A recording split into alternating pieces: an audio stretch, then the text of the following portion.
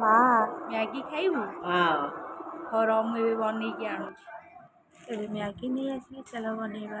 ଏବେ ଗରମ ତେଲରେ ଟିକେ କଞ୍ଚା ଲଙ୍କା ତାପରେ ରସୁଣ ଦେଇକି ଟିକେ ଭାଜିଦେଲି। ସେ ଭଲସେ ଭାଜି ହେଇସାରିଲା ପରେ ସେଥିରେ ରିଙ୍ଗ୍ ପିଆଜ ଏବେ ଦେଇଦେଲି। ଟମାଟୋ ପକେଇବା, ସସ୍ ବି ପକେଇବି କିନ୍ତୁ ଟମାଟୋଟା ଟିକେ ପକେଇଲେ ଭଲ ଲାଗେ, ଆଉ ଟିକେ ଛୋଟ ଛୋଟ କାଟିଥିଲେ ହେଇଥାନ୍ତା।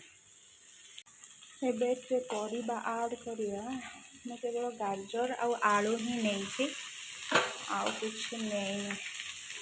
ଆପଣମାନେ ଚାହିଁଲେ ଆଉ ଅଲଗା ଭେଜିଟେବୁଲ୍ ବି ଆଡ଼୍ କରିପାରିବେ।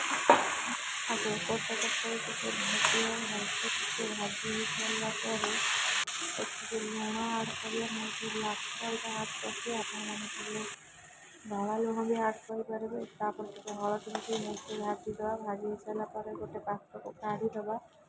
ତାକୁ କାଢ଼ିକି ତାପରେ କଢ଼େଇରେ ପାଣି ଗରମ କରିବା। ଦେନ୍ ପାଣି ଗରମ ହେଇସାରିଲା ପରେ ଟିକେ ଗ୍ୟାସ୍କୁ ଜୋର ଦେଇକି ସେଥିରେ ମସଲା ପକାଇଦେବା। ମସଲା ଭଲସେ ହେଇସାରିଲା ପରେ ମ୍ୟାଗି ପକାଇଦେବା। ମ୍ୟାଗି ପକାଇ ସାରିଲା ପରେ ତାକୁ ଭଲସେ ଟିକେ ମିକ୍ସ କରିବା। ଭଲସେ ମ୍ୟାଗି ମସଲାରେ ପଶିଗଲା ପରେ ଗୋଳେଇ ହେଇସାରିଲା ପରେ ଟିକେ tomato sauce, chilli sauce, soya sauce add କରିବା। ମୁଁ ଏଠି ସୋୟା ସସ୍ ଆଉ ଟମାଟୋ ସସ୍ ଆଡ଼୍ କରୁଛି କିନ୍ତୁ ଦେଖେଇ ପାରୁନି। ତାପରେ ପରିବାକୁ ପକାଇଦେବା। ଭାଜି ହେଇଥିବା ପରିବା ପକାଇ ସାରିଲା ପରେ ତାକୁ ଭଲସେ ମିକ୍ସ କରିବା।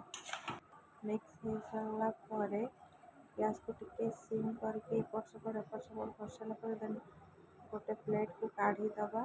ଭଲସେ ମୁଁ ଏବେ ତାକୁ ଥାଳିରେ ସଜେଇ ଦେଲି, ତ ସଜେଇକି ଯାଉଛି ମାଆକୁ ଦେବି। ମାଆକୁ ପଚାରିବା କେମିତି ଲାଗୁଛି। ବୋଉ ପାଇଁ ନେଇଛି, ଆଉ ଗୋଟେ ମାଆ ପାଇଁ ନେଇଛି। ମାଆ କେମିତି ଲାଗୁଛି?